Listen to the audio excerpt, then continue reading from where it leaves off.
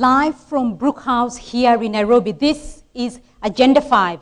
Now, the preamble to the proposed constitution says, and I quote, "We, the people of Kenya, will exercise our sovereign right to determine the form of governance of our country and participate fully in the making of this constitution," end quote.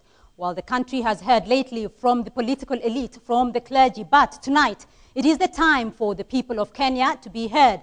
Agenda 5 tonight hears from the people of Nairobi on the proposed draft and what they want the nation to look like after the referendum.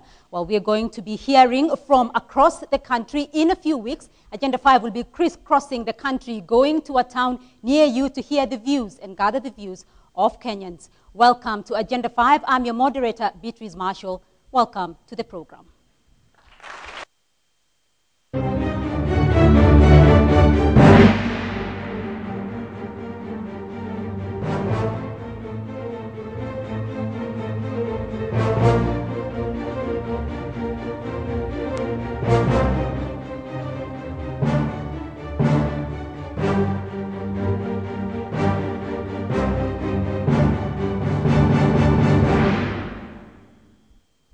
Ladies and gentlemen of the audience, I'd like to welcome you again to Agenda 5 and, of course, our audience on KTN across the country, syndicated on Radio Maisha, our listeners on Radio Maisha. Welcome to the program. At this point, let me introduce my panel for this evening. Welcome to the show.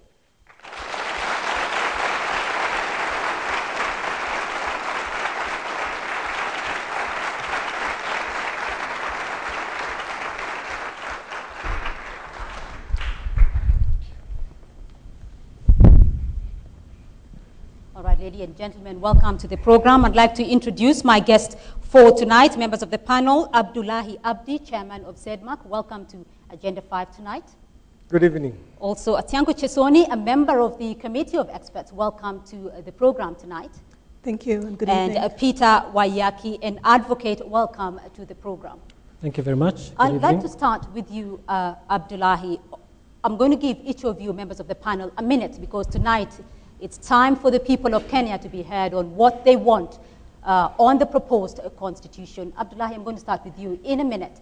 Give us your views on the proposed constitution. Tell Kenyans, in your opinion, why they should support or not support the proposed draft. May I, first of all, Beatrice, say that this is a happy moment for the people of Kenya. I'm very much surprised to see there's a lot of stress and tension. Why am I saying that? Because for the last 20 years, Kenyans have been looking for a constitution. Now we have got a document that is being proposed as the future constitution of this country. You have summarized in your opening remarks. It starts with "we, the people of Kenya."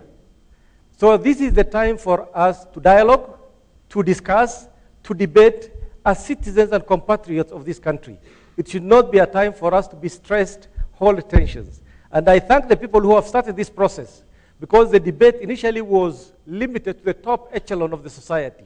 Now we are starting with Nairobi, and we go throughout the country, and I believe this is the beginning of a dialogue process where every Kenyan will be able to participate. It's the beginning of a dialogue process where Kenyans will be able to participate. Peter, on the broader issues of the draft, do you think the people should support or not? I think the people have a good chance to look at the document and decide whether or not to support, whether it meets their aspirations. The serious concerns that I personally and people I know, many Kenyans have serious concerns about. And one key issue is that although it's been touted as a document that expands human rights in a very definite sense, it diminishes a lot of the human rights of the people of Kenya. Certain things that were clearly broadly enjoyed under the current constitution would disappear in a flash if this document passes.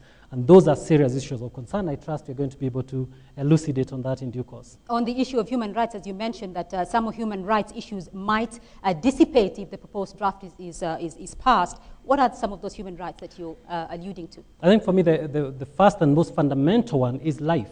Life is the most fundamental of all human rights. It's the one on which everything else is anchored.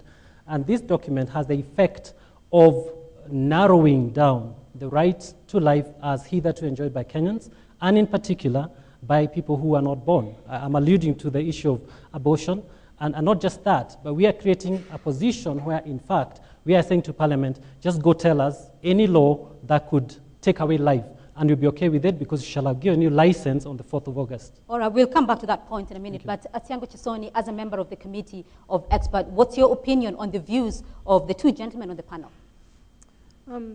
Thank you, Beatrice. I'd like to say thank you to both KTN and to the Kenya National Commission on Human Rights for inviting us all here and for providing a forum through which Kenyan people can engage in a dialogue and a discourse about the Constitution. I hope that people will look at this document holistically, that people will begin to understand that we're talking about a document that has 19 chapters, although only 18 of them are referred to as chapters, because the beginning is the preamble. That we will understand that this is a process we've been engaged in for some 20 years plus, that we are currently in a situation where we were teetering on the edge as a country, and that this offers us an opportunity to choose peacefully a way for us to begin to create a new future, and that there are long-term issues that have kept us in a situation of tension and conflict, and that the problems that led to us investing in a constitutional process were problems that have been there for a long time and they're not going to go away. They can't be wished away. They are related to the current constitution that we have. Tonight, we want to give members of the audience a chance to field their questions. We're going to start off with a question from Paul Otiende at the back there. Let's hear your question. And members of the audience, it's now time for you to field your questions. Give us your suggestions. Please raise your hand and the mic will find you. Paul. Good evening, viewers. My name is Paul Otiende, African Youth Trust Network member from Nairobi. I have two questions. One question which is in part A and B. My question is, let me start by saying that I support the 98% of the Constitution, only that I had a problem with only two issues, which is in the Agenda 4, they've only talked about the unemployment, which affect the youth, and we know that one brought a lot, is what catapulted the chaos that we had in this nation. They did not talk of underemployment, which has brought the slums within Nairobi. The underemployment is a case where you are employed for 8 hours only to earn 100, which cannot even afford a meal. Therefore, what I'm asking, is there any clause in this Constitution that addresses the underemployment in this nation, which has helped us to create a lot of slums in our beautiful city, Nairobi? Part B of my question is, we know that 15% of the total GDP will be devolved into the counties, the 47 counties. We have seen the history of what CDF has done, which was only 2.5%. I'm asking in this Constitution, are there checks and balances that will help us to manage the 15% of our GDP and make sure that we don't make our fatter cats more fat? Because we know if we let it unchecked, then it will make other people to be rich at the expense of more Kenyans. Thank you so much. All right, our second question, please, at the back there. Could you take the mic? Thank you. Please be brief. Thank you. My name is Jarso. I'm from Isiolo. I live in Nairobi. My question is just based on this article number 26, which the lawyer has just said. A little bit louder, sir. My question is related to this right to life. And I was just reading that when the lawyer said this is going to take away our right to life. It says very clearly, article number 26, and my understanding is that it is guaranteed in this Constitution, and the abortion is not permitted. I'm actually confused about this argument that this Constitution take away the right. Can maybe they clarify, how does this article number 26 take away our right to life? Thank you. All right, we'll field that to our panel. 3 questions there haven't been asked on underemployment, on issues of poverty and CDF. Paul, perhaps you can articulate some of these issues because you talked about matters of human rights there earlier.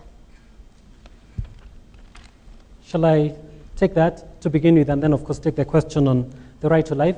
The first thing is that actually it's the 15% of GDP going down to the counties, that's what it is. It's actually 2.5% less than what is currently going to the constituencies through the various devolved funds. Currently, what goes to the constituencies is actually a total of 17.5% of the GDP. Now that, in this document, actually comes down to 15%. And you can look through the various legislations in this country that give that 17.5%. The question is, if you're trying to develop the various parts of this country and to bring equitable development, how is it that this document in the Constitution actually brings down from 17.5% to 15% and expects development to improve? The other thing I dare say, the section on the youth merely states